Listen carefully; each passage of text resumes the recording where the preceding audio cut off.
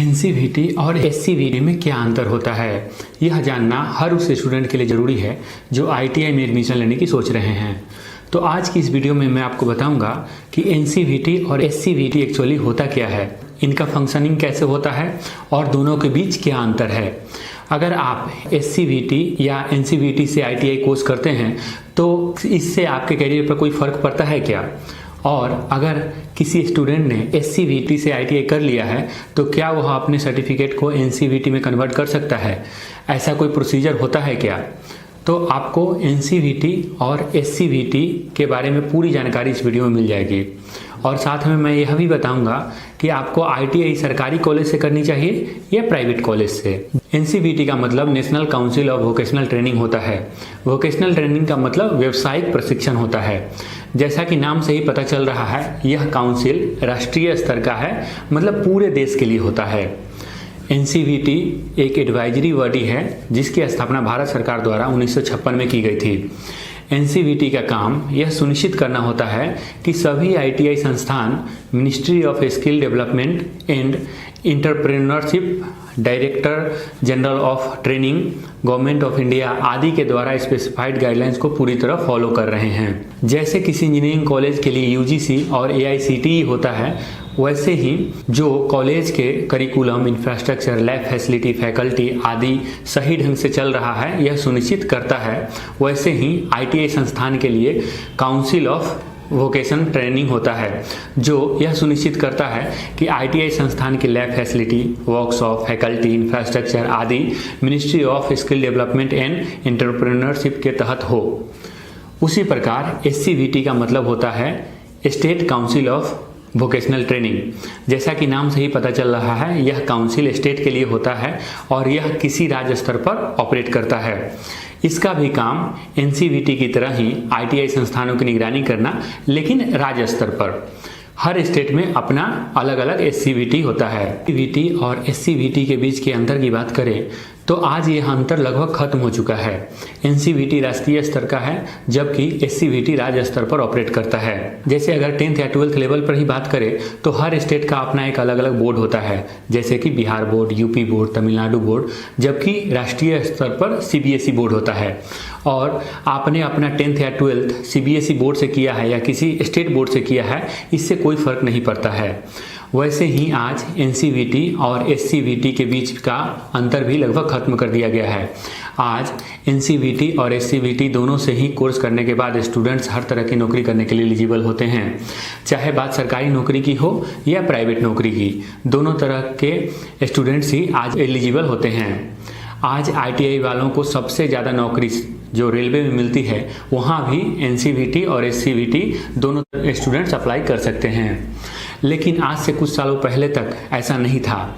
कई बार कई तरह की नौकरी में एससीवीटी वालों को जगह नहीं दी जाती थी, वहीं कई राज्य सरकारों की नौकरी में एनसीवीटी वालों को जगह नहीं दी जाती थी। छात्रों को आने वाली इन्हीं परेशानियों को देखते हुए सरकार ने जरूरी कदम उठाए, जिसके बाद आज लगभग हर सरकारी और प्राइवेट नौकरी की वैकेंसी में यह स्पेसिफाइड रहता है कि एनसीवीटी और एससीवीटी दोनों तरह के स्टूडेंट्स अप्लाई कर सकते हैं। अगर देखा जाए तो अधिकतर राज्य सरकारों के सरकारी आईटीआई संस्थान ही एससीवीटी से मान्यता प्राप्त होते हैं, लेकिन आज अधिकतर कॉलेज खुद को एनसीवीटी में शिफ्ट कर चुके हैं और कुछ ही कॉलेज आज एससीवीटी के तहत आते हैं या उसमें रह गए हैं। तो अगर आप भी आईटीआई करने की सोच रहे हैं तो आप एनसीवीटी या एससीवीटी दोनों में से कहीं से भी कर सकते हैं, कोई फर्क नहीं पड़ता है। लेकिन आप अगर एनसीवीटी को प्रेफरेंस देंगे तो ज्यादा अच्छा होगा, क्योंकि आज भी कुछ छात्रों को एससीवीटी के कारण कुछ जगहों पर नौकरी में परेशानी का सामना करना पड़ा है।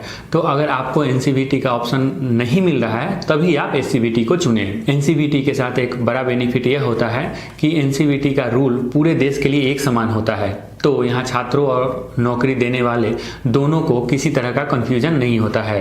जबकि एससीवीटी का नियम हर स्टेट के लिए अलग अलग होता है, जिसके कारण कई बार एम्प्लॉयर को कई तरह का कंफ्यूजन हो जाता है। वहीं अगर एनसीवीटी का कोई भी डिटेल आप देखना चाहें तो पूरी इंडिया के छात्रों के लिए एक ही वेबसाइट है, जबकि एससीवीटी के हर स्टेट के लिए अलग अलग वेबसाइट है, जहाँ आपको इन्फॉर्मेशन प्राप्त कर सकते हैं, अपने डॉक्यूमेंट्स को वेरीफाई कर सकते हैं या किसी डॉक्यूमेंट के लिए अप्लाई कर सकते हैं। एक और अंतर जो एनसीवीटी और कुछ एससीवीटी के बीच आज भी है वह है कि एनसीवीटी में आपको सेमेस्टर वाइज एग्जाम लिखना होता है, जबकि आज भी कुछ एससीवीटी अपना एग्जाम ईयरली कंडक्ट करते हैं। मतलब एनसीवीटी के अंतर्गत अगर आपका कोर्स 2 साल का है तो आपको 4 बार एग्जाम लिखना होगा। वहीं कुछ एससीवीटी ऐसे हैं जहां 2 साल के कोर्स के दौरान आपको 2 बार ही ईयरली एग्जाम लिखना होगा। एक सवाल जो अक्सर स्टूडेंट्स के द्वारा पूछा जाता है, आईटीआई किसी गवर्नमेंट संस्थान से करें या प्राइवेट संस्थान से? तो मैं आपको यहाँ बताता चलूँ कि आप किसी गवर्नमेंट संस्थान से या प्राइवेट संस्थान से आईटीआई कर रहे हैं, दोनों का वैल्यू बराबर होगा। आपको सर्टिफिकेट एक समान ही मिलेगा। थोड़ा सा फर्क इस बात से पड़ता है कि आपका संस्थान एनसीवीटी है या एसवीसीटी से मान्यता प्राप्त है, क्योंकि अधिकतर प्राइवेट आईटीआई एनसीवीटी से मान्यता प्राप्त होते हैं, जबकि आज भी कई सरकारी आईटीआई एससीवीटी के अंतर्गत आते हैं। सरकारी और प्राइवेट आईटीआई में फीस का फर्क होता है। जहां सरकारी आईटीआई में आपको फीस बहुत कम पे करना होता है, वहीं प्राइवेट आईटीआई में फीस ज़्यादा होता है। अगर आपको किसी सरकारी आईटीआई का ऑप्शन मिल रहा है तो आप उसे ज्वाइन कर सकते हैं, लेकिन ध्यान रखें कि वह एनसीवीटी हो।